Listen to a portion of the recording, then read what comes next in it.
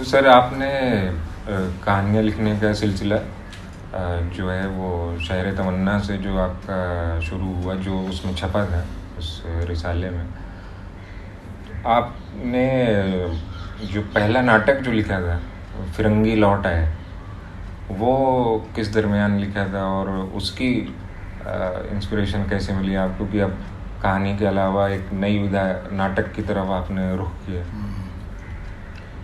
देखिए, ऐसा है कि नाटक की तरफ रुख करने की जो वजह थी वो ये रही कि बचपन में एक तरह से रामलीला या नौटंकी ये देखने का मुझे बड़ा शौक़ था, और नाटकीयता मुझे पसंद थी। मेरी कहानियों में भी एक तरह की नाटकीयता देखने को आपको मिलेगी। तो इसके तहत जो है वो मैंने सबसे पहले एक एकांकी लिखा था जो कल्पना में छपा था। उसकी कॉपी भी नहीं है मेरे पास। उसके तो इस तरह से जो द्वंद्व होता है, जो कॉन्फ्लिक्ट होता है नाटक में, तो वो एक बड़ा अपीलिंग चीज़ होती है कि आप उससे दर्शक को भी बांधते हैं, पढ़ने वाला भी उसको पसंद करता है।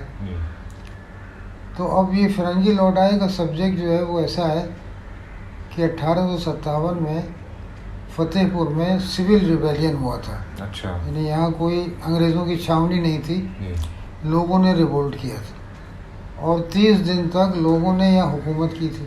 अरे! तो उसमें गांव के आदमी को, किसी बूढ़े को जज बना दिया गया।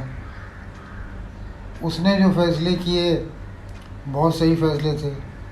अंग्रेज़ जज वैसे फैसले नहीं कर पाते थे जैसे उसने किए, क्योंकि वो लोगों को जानता था, कम्युनिटी को जानता था, है ना।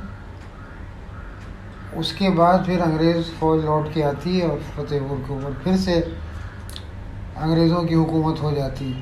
तो ये नाटक जो 30 दिन के दौरान क्या हुआ, इसका नाटक।